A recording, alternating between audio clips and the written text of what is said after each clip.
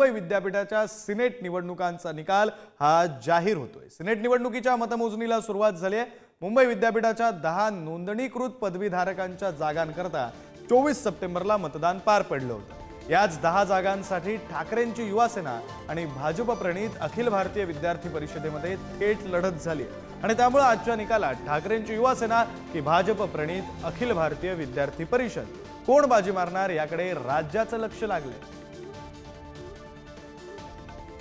दरम्यान युवासेना आणि अखिल भारतीय विद्यार्थी परिषदेचे उमेदवार नेमके कोण कोण आहेत आपण तेही पाहूया।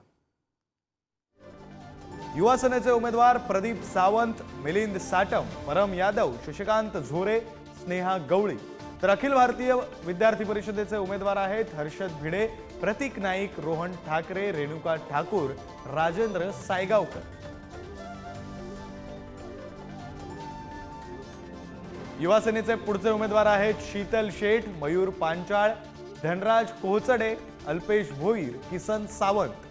तर अखिल भारतीय विद्यार्थी परिषदेचे पुढचे उमेदवार आहेत निशा सावरा, राकेश भुजबळ, अजिंक्य जाधव, प्रेषित जयवंत आणि जयेश शेखावत। बातम्या आपण पाहतोय सिनेट निवडणुकीच्या मतमोजणीला सुरुवात झालेली आहे। आज सिनेटचा निकाल सुद्धा येणार आहे। खरं तर ठाकरेंची युवासेना जी आदित्य ठाकरे यांच्या नेतृत्वाखाली चालते विरुद्ध अखिल भारतीय विद्यार्थी परिषद अशी ही थेट लढत आहे। दरम्यान सिनेट निवडणुकीत ठाकरेंची युवासेनाच विजयी होईल असा विश्वास वरुण सरदेसाई यांनी व्यक्त केला आहे। युवा सेनेच्या सिनेट सदस्यांनी अतिशय चांगलं काम विद्यापीठामध्ये गेले 2 टर्म केलेलं आहे आणि त्याचसोबत आदित्य ठाकरे साहेबांसारखा एक अतिशय चांगला आश्वासक चेहरा हा युवा सेनेला आहे।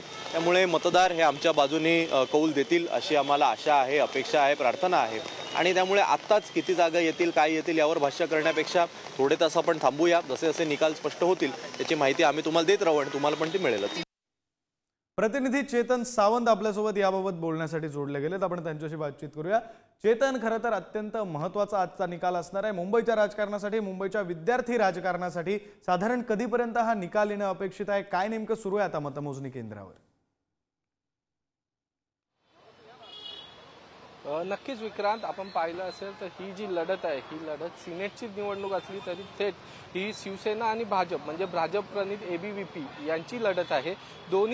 दोघांकडूनही 10 उमेदवार देण्यात आले आहे। ही निवडणूक आपण पाहिलं असेल तर खुल्या वर्गासाठी 5 उमेदवार असतात आणि खुल्या प्रवर्गासाठी म्हणजेच आरक्षित जागेसाठी 5 उमेदवार दिले जातात। त्यामुळे आता 10 वाजता या मतमोजणीला सुरुवात झालेली आहे। एकूण 7200 मतदारांनी मतदान केलं आहे या निवडणुकीत आणि आतापर्यंत 12 बॉक्स हे इथे खोलण्यात आलेले आहे मतदाराचे आणि अजून अनेक बॉक्स हे बाकी आहेत। एकूण 38 बॉक्स आहेत म्हणजे 38 मतदान केंद्र होते, याचे 38 बॉक्स आहे। ह्याच्यातून खुल्या प्रवर्गासाठी जे मतदान झालंय म्हणजे आरक्षणासाठी जे मतदान होतं ते मतदान पहिलं मोजलं जातं, कारण त्यांना एक प्रत्येक आरक्षित जागेसाठी एक कलर म्हणजे एका रंगाची चिठ्ठी दिली जाते आणि ते मतदान पेटीत टाकलं जातं। म्हणजे जे 5 उमेदवार आहेत आरक्षित जागेचे त्यांना हे 5 जणांना 5 रंगाच्या चिठ्ठ्या दिल्या आहेत, त्यामुळे ते सोयीस्कर असतं मतमोजण्यासाठी। त्यामुळे खुल्या प्रवर्गाचेच म्हणजे आरक्षित जागेंचं मतमोजणीला थोड्याच वेळात सुरुवात होईल आणि 1 ते 1.5 तास म्हणजे दुपारी 2 वाजण्याच्या सुमारास ज्या 5 जागा आहेत आरक्षित म्हणजे महिला असेल, OBC असेल, ST असेल, SC असेल, NT असेल, या 5 जागेंचा निकाल हा 2 वाजेपर्यंत समोर येईल आणि त्यानंतर खुल्या वर्गासाठी म्हणजे ओपन कॅटेगरीसाठी जे 5 उमेदवार दिले आहे याचं मतदान पण स्पष्ट आहे। याचं मतदान एक पेपर असतो, त्याच्यावर आपल्या पसंतीची 5 मतं अनुक्रमे दिली जातात आणि त्यामुळे ती थोडी प्रक्रिया असते, ही किचकट असते, त्याला थोडा अधिक वेळ लागतो। त्यामुळे ज्या ओपनच्या 5 जागा आहेत त्यांचा निकाल अजून थोडा लेट होऊ शकतो म्हणजे संध्याकाळी 7 किंवा 8 देखील वाजू शकतात। एकंदरीतच एकूण निवडणुकीच्या या मतदान मोजणीला आणि शेवटचा निकाल हाती यायला संध्याकाळचे 7 किंवा 8 वाजू शकतात। मात्र जर मतदान मोजणीची प्रक्रिया आपण पाहिली तर सगळ्यात पहिला खुल्या प्रवर्गाच्या म्हणजे प्रवर्गाच्या ज्या म्हणजे आरक्षित जागेचा जो निकाल आहे हा 2 वाजेपर्यंत आपल्या हाती येईल आणि त्याच्यानंतरच आपल्याला कळेल की नंतर ओपन कॅटेगरीसाठी जे उमेदवार उभे आहेत त्यांचं भविष्य नेमकं काय आहे हे देखील तेव्हा स्पष्ट होईल। आणि त्याचबरोबर सगळ्यात महत्त्वाचं म्हणजे आपण पाहिलं होतं ही निवडणूक बहुचर्चित निवडणूक म्हणून पाहिली जाते आहे।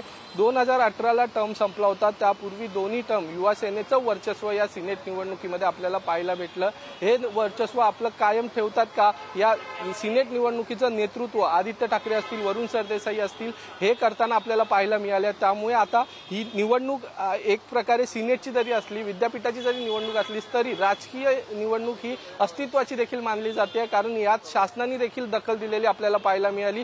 2 वेळेला ही निवडणूक स्थगित देखील केली होती। त्यानंतर रविवारची जी वेळ होती या रविवारच्या वेळेत खरं तर सिनेटची निवडणूक होणं गरजेचं होतं, कारण सिनेटचे जे मतदार आहेत हे पदवीधर मतदार असतात, त्यामुळे त्या मतदारांना रविवार ही वेळ योग्य असते। आणि 13,405 एकूण मतदार होते आणि त्यातील फक्त 7,200 मतदारांनी मतदान केलं, म्हणजे फक्त 54% मतदान झालं।